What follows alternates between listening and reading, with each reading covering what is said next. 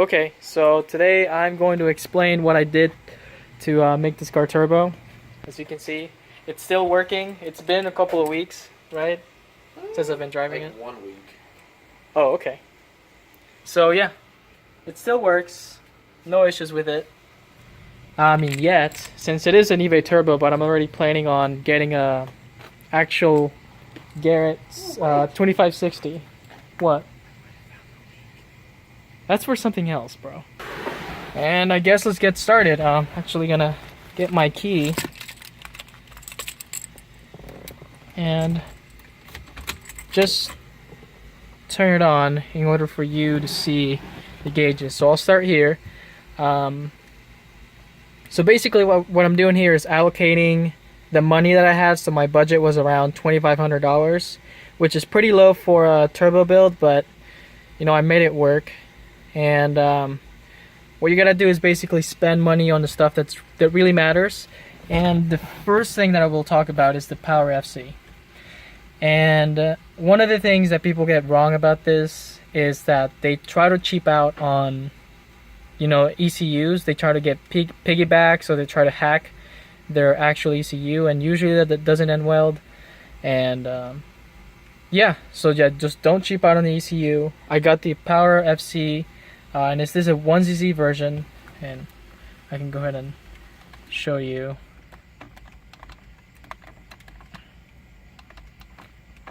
Oh, no, it's up here. And yeah, that's all the info that you need for the Power FC. And this is a plug and play, so I didn't have to wire anything. And I actually made the mistake of buying a piggyback. I don't think you remember that, do you? I remember that. Oh yeah, so I had a... Sucked. Yeah, it was an AEM FIC. It was pretty cheap, but it was a pain in the ass, and we couldn't get it to run right. Like, the idle was shit. It wouldn't go past 4,000 RPM. I think that was limp mode, so we couldn't get it to work. Yeah, it was bad. So that's the first part. Don't cheap out on ECUs. This is what makes or breaks your turbo build. Like, I promise you that. And then the other part that's very, very important is the wideband sensor, and that's I went with the AEM, and some people like the Innovate LC1. I think that's what it's called. I am not sure, but this is what I went with, and it's working just fine. And I also have the boost gauge. This is kind of a cheap one. This is where I'm, you know, talking about allocating your resources. Boost gauge is not that big of a deal. It just kind of tells you, well, it is a big of a deal, but you don't have to get something really expensive like the digital boost gauge from AEM. You can just get something like this. And then for this empty hole, that'll be the oil pressure. And the reason why I don't have it yet, it's because I'm trying to save up for the AEM one, and that is $203. So that's that part. I'm probably gonna miss some stuff, but if they comment, I guess I can talk about it. And then, okay, so for the mechanical side, you also don't want to cheap out on the parts that matter.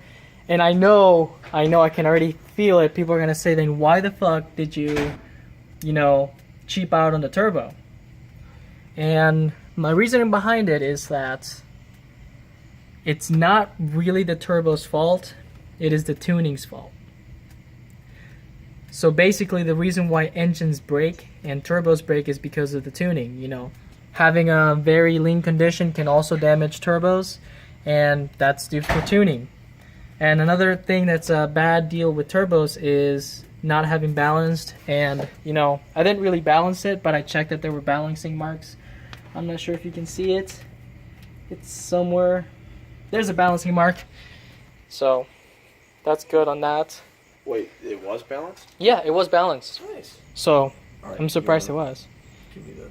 Oh yeah, I'll give you the numbers here in a sec. Oh, okay, sorry. Then the next part is the manifold. I went with a cast manifold because I wanted reliability and the idea of I never have to worry about this ever again.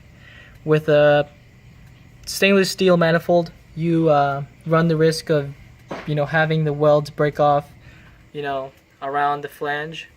and with this you don't have that issue. So even though it does, you know, take a little bit of horsepower out of the equation, it's no biggie. You can just up the boost. So very important over here. I bought the turbo kits one, and the next big part is the intercooler. And I guess I didn't really cheap out on it, since it's a pretty big intercooler, but it was from eBay. It does its job. My temperatures are around 38 Celsius, I believe. What's up next? Oh, the exhaust of the downpipe. I bought an adapter. It's for that turbo specifically, and it just runs down. I actually didn't cheap out on the muffler. I got a full master HP2, so it's a decent muffler. It's quiet, it doesn't drone. Cheaped out on the exhaust tip though. There isn't one. There isn't one. Yeah. All right. So I think I already talked about the manifold, turbo, downpipe, and intercooler. Okay, I already said intercooler. Okay, the MAF adapter, 3-inch, so 3-inch diameter, and you can obviously tune that on the Power FC, and that's why cheaping out on the ECU is not good, since you can't do that with a piggyback. And yeah, it kind of looks crappy, but it works. I mean, it does what it's supposed to. I'm actually gonna get this whole thing redone later, but yeah, that's pretty much it back here. I haven't upgraded fuel pump or injectors. That is, I am planning changing injectors at least in the future, since I am maxing them out at around 6,500 RPM. So, okay, so that pretty much sums it up. It's very simple. Oh yeah, you gotta also, you know, not this. I think it's a vent. You cannot have boost go into here, or else you get horrible blow-by, and you know, a lot of bad things can happen if you pressurize the crankcase. This one's fine. It's basically a one-way valve, so whenever it's in vacuum, it releases those gases, and whenever there's boost, it doesn't let it in. So you don't have to touch this one. If you can, if you want to, I mean, you can. So, and vacuum lines. Okay, so this is a very ghetto boost line gauge. I'm gonna change that later, but it's working for now, so I'm not gonna worry about it. And I think that's pretty much it. I'm going to get the calculator. I have it. Okay, so let's go back here, and we're gonna get all the numbers. I think I just so drank Kool-Aid. this is an estimate. This is not exact prices. So this one's 160. Round up. Yeah, so this is 160. 160. This was 20 bucks. Nice, classy. Yeah, the actual little pod holder, I mean the gauge holder was like 35 bucks. That was the knockoff, not the real thing. Not to downgrade you, but just so they know. Yeah. You don't have to buy the real thing. Yeah, the TRD one is like $200. And like, it would look nicer, don't get me wrong, but that one serves its function. Yeah, so notice I'm spending the money where the engine depends on it. Like air to fuel ratios, you go lean, you die. I mean, the engine dies. Yeah, exactly. So okay, so the Power FC. Oh, frick. Actually, Apex EI. I got it for super cheap. I got it for 800 bucks. Yeah, used 800 bucks. Refurbished, probably. Yeah, it was cheap as heck, dude. I cannot believe I got it.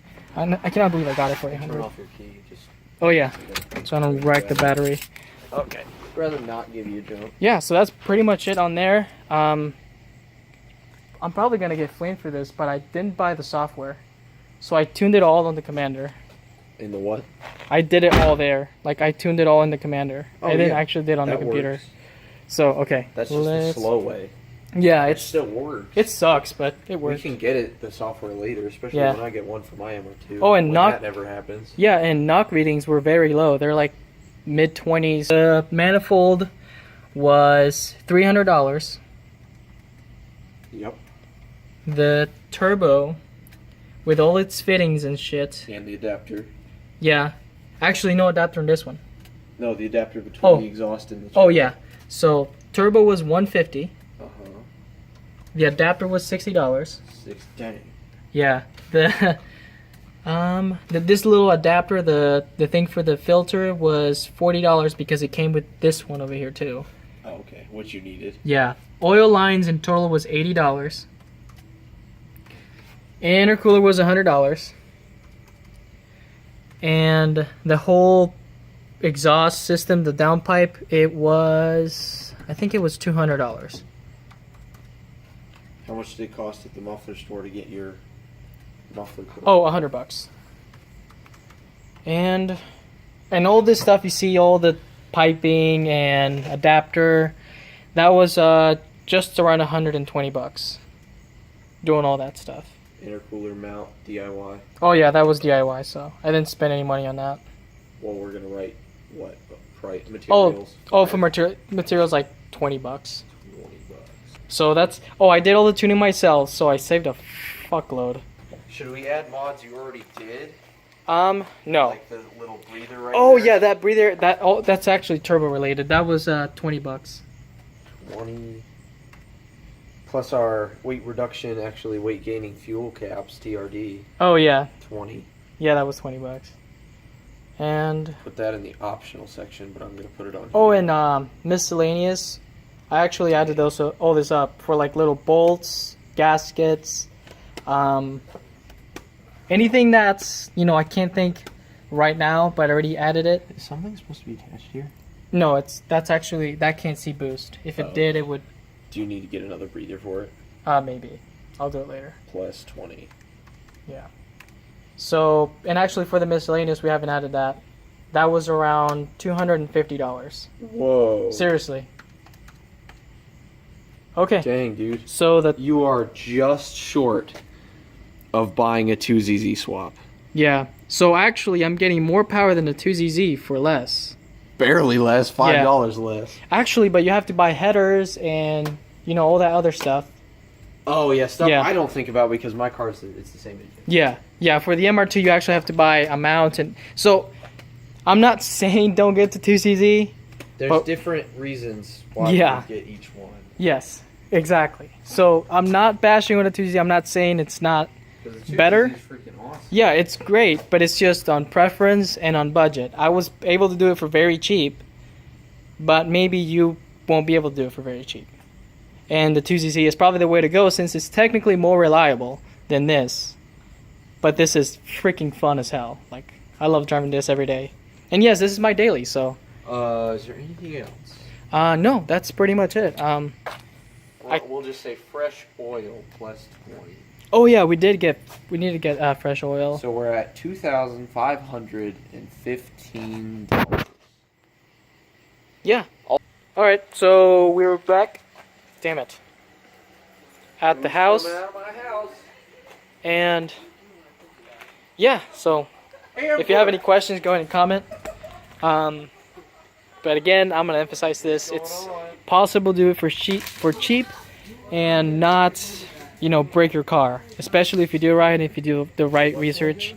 I will keep updating on this car, and I will make more mods to it. So I might build the motor so I can up the boost. I really want 10 psi, and technically I can do it with this engine in its stock formation, but it is a bit sketch. But anyways, thanks for watching, and we'll see you later.